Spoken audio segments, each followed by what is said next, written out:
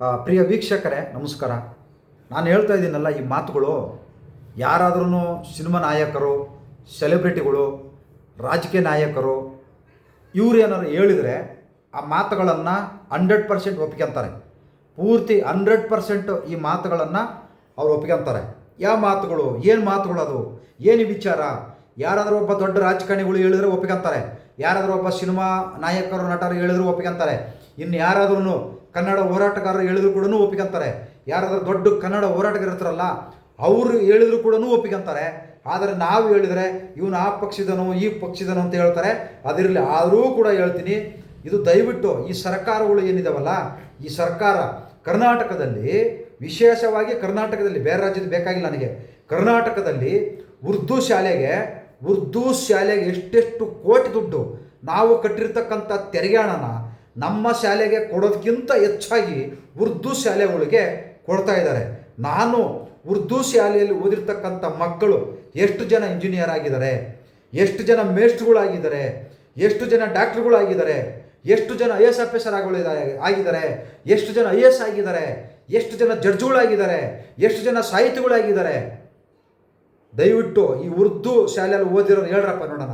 ಇವತ್ತು ಯಾವುದೋ ಒಂದು ಉರ್ದು ಶಾಲೆಗೆ ಹೋಗ್ರಿ, ಅಲ್ಲೇ ಮಕ್ಕಳನ್ನ ನಮ್ಮ ಕರ್ನಾಟಕದ ಮುಖ್ಯಮಂತ್ರಿ ಯಾರು ಅಂತ ಕೇಳಿ ನೋಡೋಣ, ಏನು ಹೇಳ್ತಾರೆ ಅವರು? ಸಾಧ್ಯನಲ್ಲಿ ಹೇಳೋದಿಲ್ಲ.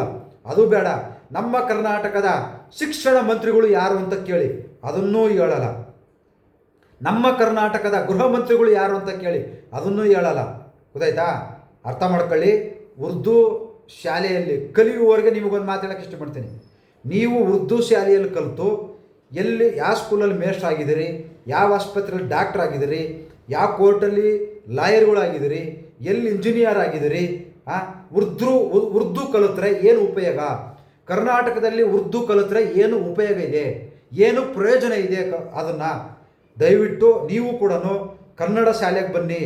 ಈ ಕರ್ನಾಟಕದಲ್ಲಿ ಕನ್ನಡ ಕಲಿತ್ರನೇ ತಾನೇ ಇವಾಗ ಉರ್ದು ಕರ್ನಾಟಕ ನಡೀತಾ ಇದೆಯಾ? ಆಯ್ತಪ್ಪ, ನೀವು ಉರ್ದು ಶಾಲೆಗೆ ಹೋಗ್ತೀರಿ, ಉರ್ದು ಮಾತಾಡ್ತೀರಿ, ನಮಗೆ ಉರ್ದು ಬರುತ್ತಾ?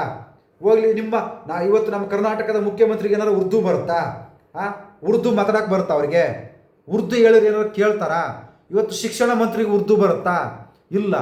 ನಿಮ್ಮ ಹೆಸರು ಹೇಳ್ಕೊಂಡು ನಮ್ಮ ಕರ್ನಾಟಕದ ರಾಜಕಾರಣಿಗಳು ದುಡ್ಡು ಮಾಡ್ತಾ ಇದ್ದಾರೆ.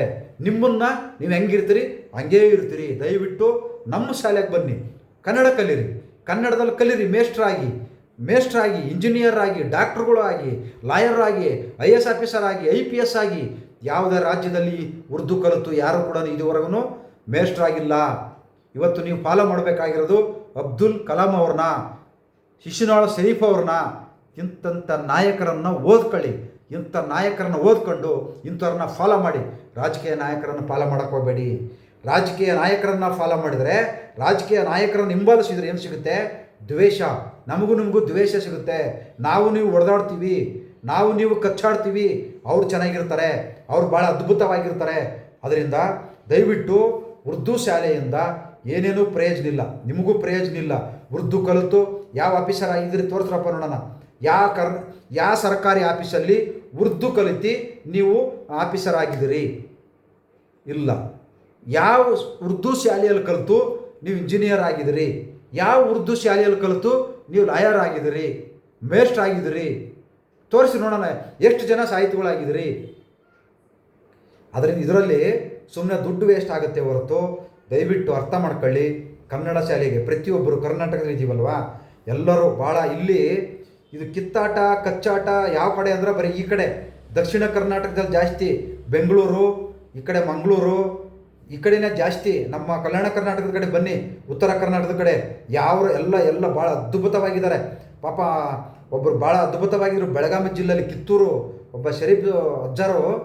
ಏನು ನಮಗೂ ಬರಲ್ಲ, ಅಷ್ಟೊಂದು ಚೆನ್ನಾಗಿ ಕನ್ನಡ ಮಾತಾಡೋರು, ಅಷ್ಟೊಂದು ಚೆನ್ನಾಗಿ ಕವಿತೆಗಳನ್ನು ಹೇಳೋರು, ಅಷ್ಟೊಂದು ಸಾಹಿತಿಗಳನ್ನು ಬರೆಯೋರವರು. ಭಾಳ ನಿಜವಾಗ್ಲೂ ಅಷ್ಟು ಅದ್ಭುತವಾಗಿ ಕನ್ನಡ ನಮ್ಮ ಕಡೆ ಈಗಲೂ ಮಾತಾಡ್ತಾರೆ. ಕನ್ನಡದಲ್ಲಿ ಭಾಳ ಅದ್ಭುತವಾಗಿ ಕನ್ನಡ ಮಾತಾಡ್ತಾರೆ. ಅದರಿಂದ ದಯವಿಟ್ಟು ಈ ಉರ್ದು ಶಾಲೆಯಲ್ಲಿ 400 ಕೋಟಿ 300 ಕೋಟಿ ದುಡ್ಡು ವೇಸ್ಟ್ ಆಗುತ್ತೆ ಹೊರತು ಯಾರು ಕೂಡ ನೀವು ಈ ಸಮಾಜಕ್ಕೆ ಒಂದು ಕೊಡುಗೆ ಮುಂದಕ್ಕೆ ಬರಲ್ಲ, ನೀವು ಮುಂದೆ ಬರಲ್ಲ. ಅಲ್ಲಿ ನೀವು ಕಲಿಯೋದು ಏನು ಹೇಳಿಕೊಡೋದಿಲ್ಲ ಅವರು. ಅದರಿಂದ ದಯವಿಟ್ಟು ಅರ್ಥ ಮಾಡ್ಕೊಳ್ಳಿ. ಕನ್ನಡ ಶಾಲೆಗೆ ಬನ್ನಿ, ಕನ್ನಡ ಕಲೀರಿ, ಒಳ್ಳೆಯದಾಗುತ್ತೆ. ಒಳ್ಳೆ ದೊಡ್ಡ ಇಂಜಿನಿಯರ್ ಆಗ್ಬೋದು, ಮೇಷ್ಟ್ರುಗಳಾಗ್ಬೋದು, ಡಾಕ್ಟ್ರುಗಳಾಗ್ಬೋದು. ಅಲ್ಲಿ ನಮ್ಮ ಭಾರತ ದೇಶದಲ್ಲಿ, ಕರ್ನಾಟಕದಲ್ಲಿ ಉರ್ದು ಎಲ್ಲಿ ನಡೆಯಲ್ಲ, ಉರ್ದು ಎಲ್ಲಿ ಉಪಯೋಗಿಸ್ಕಲ್ಲ. ಯಾವ ಆಫೀಸಲ್ಲೂ ಉರ್ದು ಇಲ್ಲ, ಯಾವ ಆಸ್ಪತ್ರೆಯಲ್ಲೂ ಉರ್ದು ಇಲ್ಲ, ಯಾವ ಕೋರ್ಟಲ್ಲೂ ಉರ್ದು ಇಲ್ಲ. ಗೊತ್ತಾಯ್ತಾ? ಅದರಿಂದ ದಯವಿಟ್ಟು ನೀವು ಕೂಡ ಮುಂದೆ ಬರಬೇಕು, ನೀವು ಕೂಡ ನಮ್ಮ ಜೊತೆಗಿರಬೇಕು. ನಾವು ಯಾಕಂದರೆ ನಮ್ಮ ಭಾರತ ದೇಶದಲ್ಲಿ ಎಲ್ಲರೂ ಹೋರಾಟ ಮಾಡಿ ಇವತ್ತು ನಮ್ಮ ದೇಶಕ್ಕೆ ಸ್ವತಂತ್ರ ಬಂದಿದೆ. ಅದರಿಂದ ದಯವಿಟ್ಟು ಎಲ್ಲರನ್ನು ಕನ್ನಡ ಕಲಿಯಿರಿ. ನಮ್ಮ ಕರ್ನಾಟಕದಲ್ಲಿರ್ತಕ್ಕಂಥ ಮುಸ್ಲಿಂ ಬಾಂಧವರಿಗೆ ನಾನು ಈ ಮುಖಾಂತರ ಮನವಿ ಮಾಡ್ತಾ ಇದ್ದೀನಿ, ಕೈ ಮುಗಿದು ಮನವಿ ಮಾಡ್ಕೊತಾ ಇದ್ದೀನಿ.